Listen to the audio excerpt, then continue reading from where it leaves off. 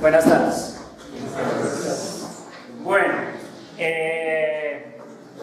la vez pasada estuvimos hablando de cosas bien interesantes. Estuvimos hablando de filosofía griega, estuvimos hablando de Aristóteles, hablamos de los babilonios, hablamos de los caldeos, hablamos de egipcios. ¿De qué más hablamos por ahí? Hablamos de Tales de Mileto y hablamos de razones y proporciones, una cosa así bien salvaje. Estuvimos hablando de Aristóteles bastante, ¿no? En la última sesión hablamos mucho de Aristóteles.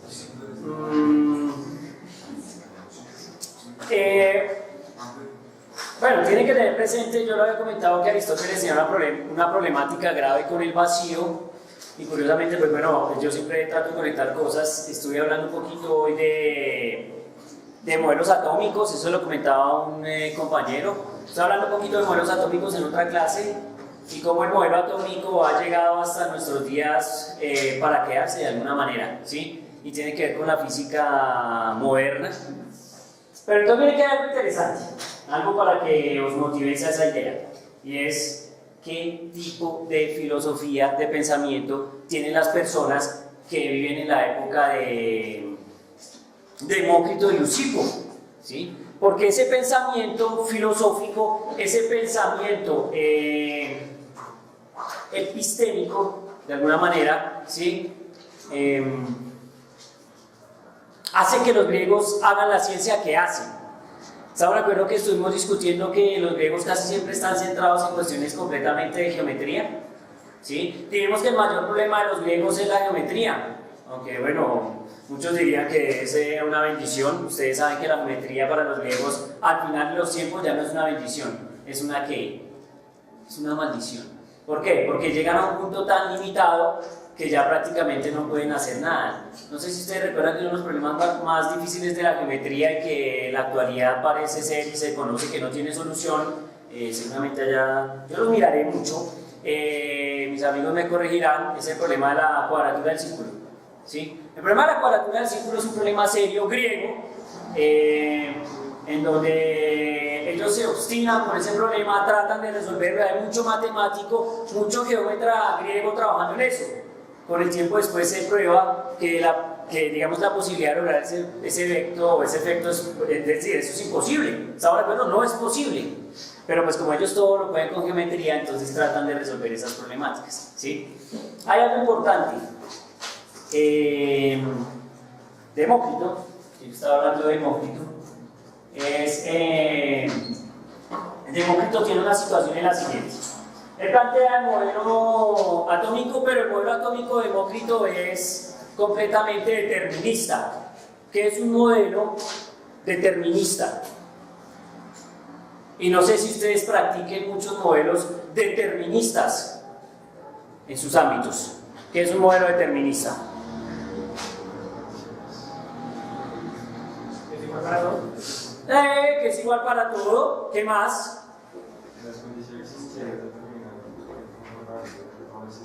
Que unas condiciones iniciales podrían determinar el comportamiento de evolución del sistema a través de unas leyes que conocidas, unas dinámicas conocidas, y que si usted conoce el inicio, usted conoce completamente el qué, el final del sistema. Eso es una versión de la física completamente clásica.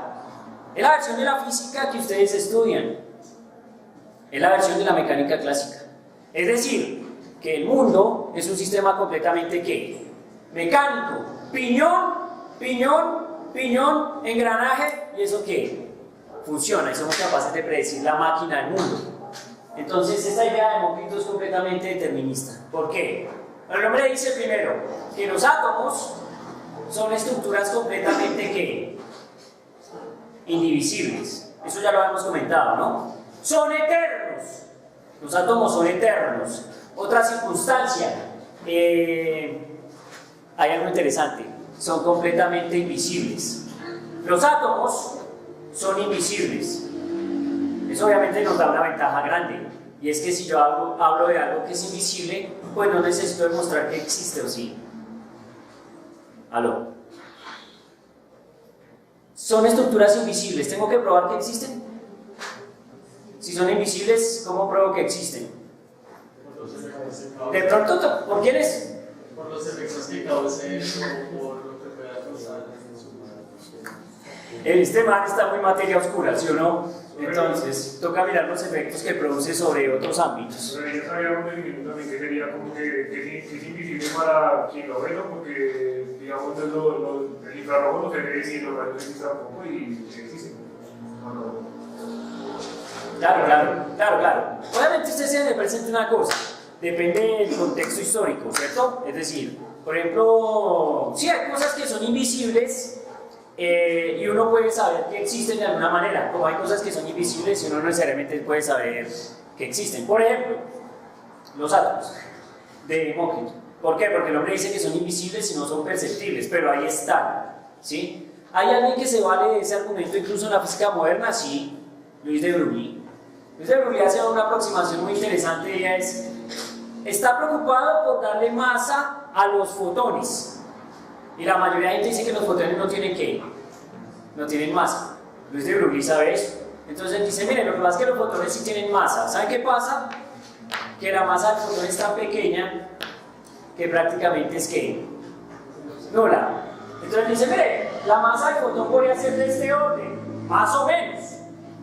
Es del orden de 10 a la menos 40, bueno, creo que es mucho, 10 a la menos 44 kilogramos. Si la masa del fotón es del orden de 10 a la menos 44 kilogramos, ¿yo qué puedo asumir? Que la masa del fotón es cero, porque es que hay una problemática. Díganme qué aparato tiene la precisión para medir 10 a la menos 44 kilogramos.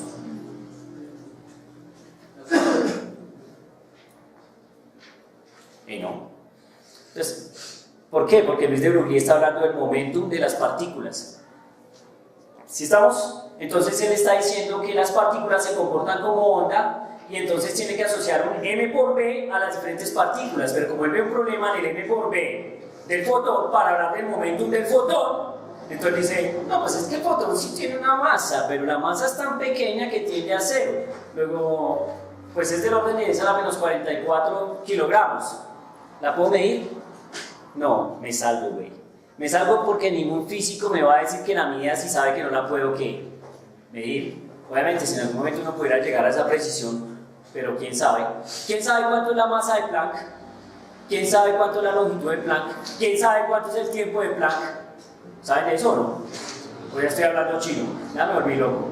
De una amiga ya me frité, ahora sí, para siempre.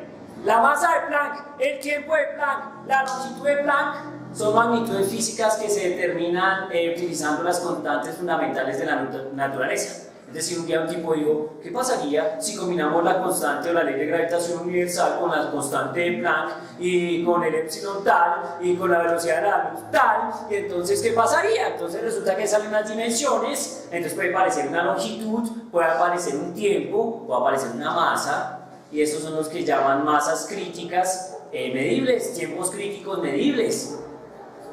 ¿Cuánto es el tiempo mínimo medido para el Big Bang? ¿A cuánto pueden decir los tipos que conocen perfectamente el comportamiento del Big Bang? Ustedes que sí leen de eso, yo aquí inventando.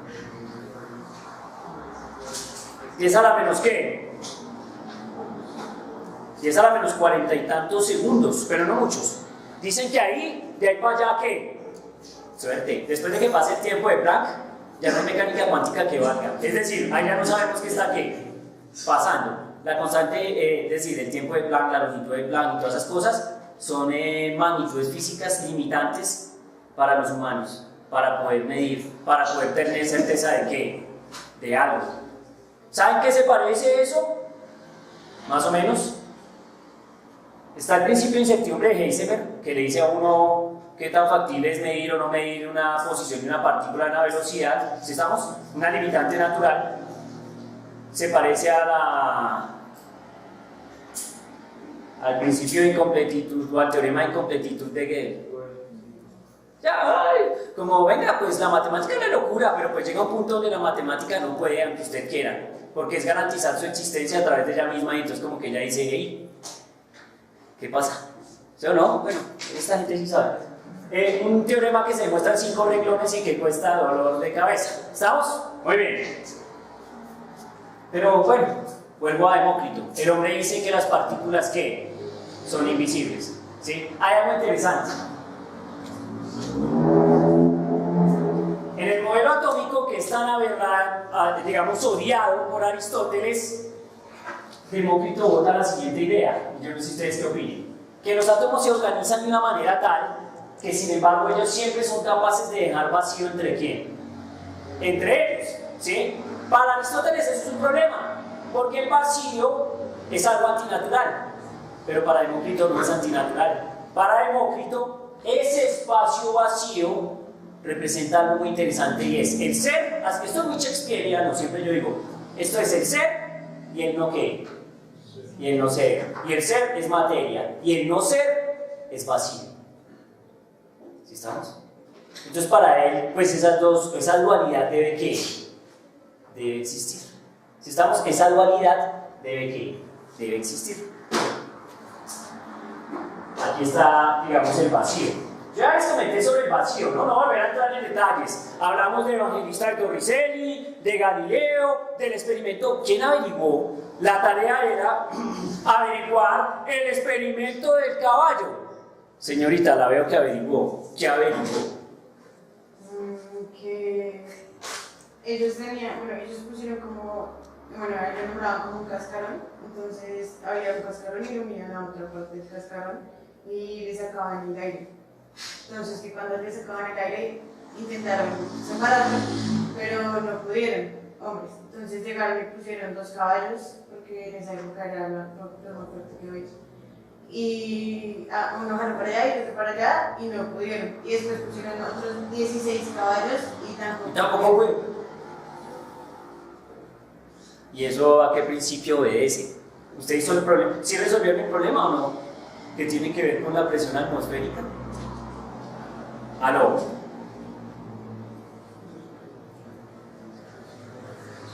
¿Hicieron el cálculo? Allá, estoy mirando, mesa, no me ignore.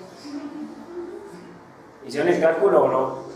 Yo le hice ya hace un tiempo, pero era simplemente aproximando, digamos, las fuerzas perpendiculares como que cayeran en un círculo. Y eso daba un orden de magnitud pues, gigante por el tema de la presión externa que está haciendo sobre el cascarón. Sí, suponemos que va a ser perfecto.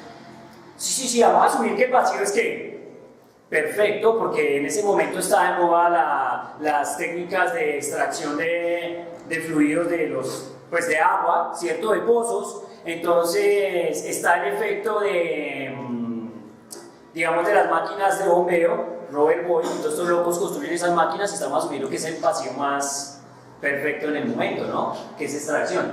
Es un problema de límites. Es un problema de límites. Es un problema de límites un poco, ¿cierto? Límite cuando el área tiende a 0 de una fuerza por unidad de ¿qué? De área. ¿Sí estamos o no? Entonces, si el área tiende a 0, ¿hacia dónde tiende la qué? La fuerza. O en general el concepto F sobre A, que sería ¿qué? La presión. Pues puede ser un ejercicio de esa manera, es decir, como el área es pequeña, y aunque la presión es constante, o sea, la presión es conocida, es 101.000 ¿qué? Yo creo que eso se puede calcular, ¿no? Yo no creo que sea un cálculo tan violento, pues puede ser que me esté aproximando vulgarmente, voy a intentarlo. Ay, yo qué sé, voy a decir que yo conozco el radio de la esfera, ¿cierto? Voy a decir que sobre esta esfera actúa una presión que yo conozco, que es la presión ¿qué? Atmosférica, entonces es P sub 0, ¿cierto? Este negro no me gustó. Usted dice que esto es P sub 0, o sea la presión ¿qué? Atmosférica. Y si esta es la presión atmosférica, y yo tengo que esto tiene un área A conocida, porque yo conozco de alguna manera el radio de ¿qué? El radio de los casquetes, entonces yo digo, pues yo conozco el radio de los casquetes, no sé si quieren llamémoslo R para que quede más bonito. Entonces yo puedo determinar cuánto es la fuerza. Entonces si yo conozco que la presión va a ser igual a la fuerza por unidad de área, ¿sí? Y como yo tengo la presión, entonces la multiplico por el valor de ¿qué? Del área. Y eso me da la fuerza en ¿qué? En newtons. Entonces, por eso insisto, es una aproximación. Entonces, esto me va a dar la fuerza. ¿Sí estamos? Pero miren que ahí está el efecto. Entonces uno dice, bueno, la presión es grande, estamos hablando de 100.000 ¿qué? 300 ¿qué? Pascales. ¿Y el área? Pues no sé, ¿alguien hablaba de las dimensiones de pronto? 37 centímetros de radio, de diámetro. Ah, bueno, entonces el radio es 18,5 centímetros. Pasemos eso a metros. ¿Cuánto es? Ayúdenme que yo no sé de esas cuentas. ¿0, qué? 18 metros. ¿Cierto? No, pero toca calcular el área, ¿no? Entonces sería pi por radio al cuadrado. O sea que sería esto al cuadrado. ¿Sí o no? Aló. Multiplicado por el famoso ¿qué? No, pero es una superficie de una esfera. Quietos que me dejan ir solo. ¿Cuánto es la superficie de una esfera? Matemáticos, colaboren ahí. 4pi r cuadrado. 4pi r cuadrado. O sea que dije que 0, ¿qué, perdón? 18 al cuadrado. Son metros, para que no queden las unidades chambonas. Son metros al cuadrado. ¿Cuánto es esa vuelta? Una pregunta. No sé. Ahí dice que está tomando la presión atmosférica, pero digamos cómo ubican los dos casquetes. Porque la presión no sería de todo el aire solo hacia abajo. ¿Hacia abajo? ¿Por qué hacia abajo? Tengan presente una cosa, cuando uno se sumerge en un fluido, ¿sí o no? La presión en qué dirección apunta? En todas las direcciones posibles. En todas las direcciones posibles. Entonces lo que estoy haciendo es como esto es un cálculo más bien aproximado de lo que sería la fuerza que experimenta la esfera. Sí, es como hacer esto. ¡Chi! Esta es el área y esta es la presión. ¿Sí estamos? Entonces estamos mirando de qué orden debería ser la fuerza que experimenta si esa es la presión atmosférica sobre una superficie que tiene dimensiones ¿qué? El área o superficie del casquete. ¿Estamos de acuerdo? Eso es lo que estoy haciendo. Pues, por primera aproximación puede ser que no sea la mejor solución, pero pues voy a hacerlo. ¿Cuánto da esa vuelta? Asesores técnicos. Pascal, Newton sobre metro cuadrado. Con metro cuadrado muere Kakaroto. Queda en Newton. ¿Cuánto?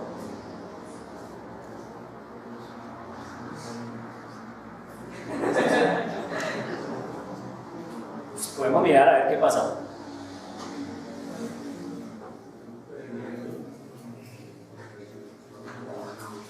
Oh, por Dios, tengo miedo.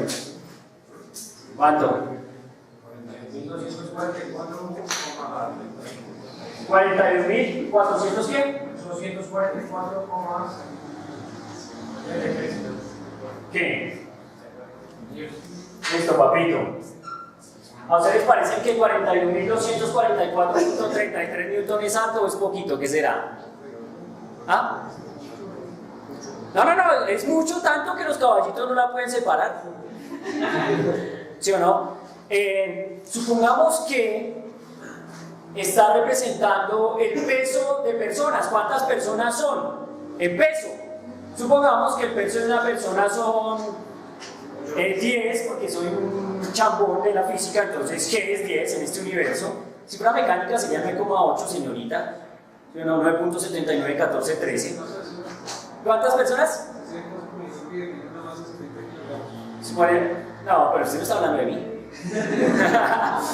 Bueno, suponiendo que es una persona de 70 kilogramos, entonces serían ¿cuántas personas? 60 personas. Entonces sería que trataran de mover o separar 60 personas, no sé qué tal, el peso, ¿no? El peso de 60 personas. Creo que eso es que bastante. ¿Estamos de acuerdo o no? Bueno, pues yo haría una aproximación y puede ser que el problema sea mucho más serio de resolver. Aló, compañeros. Solo estoy tratando de darles una idea genérica de lo que podría ser el asunto. ¿Me hago entender?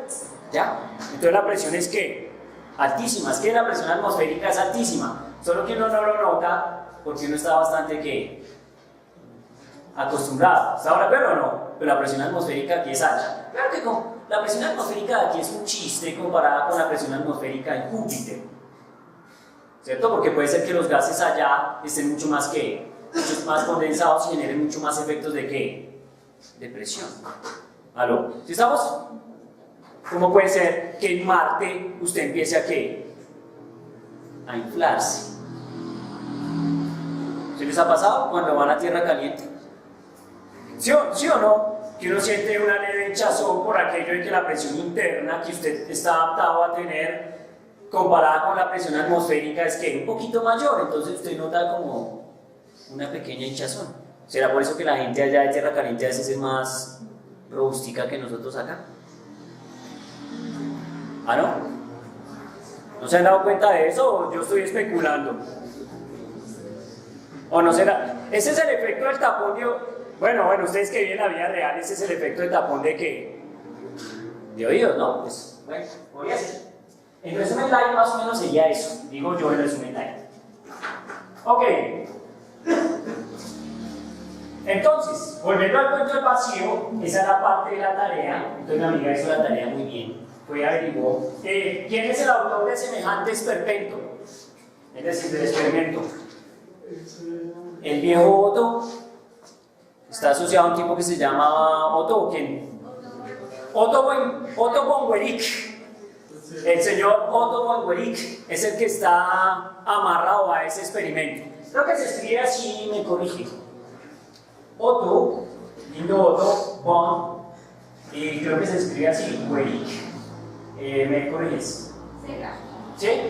Seca, gracias. Otto von Guericke. ¿Listo? Un experimentazo. ¿Cierto?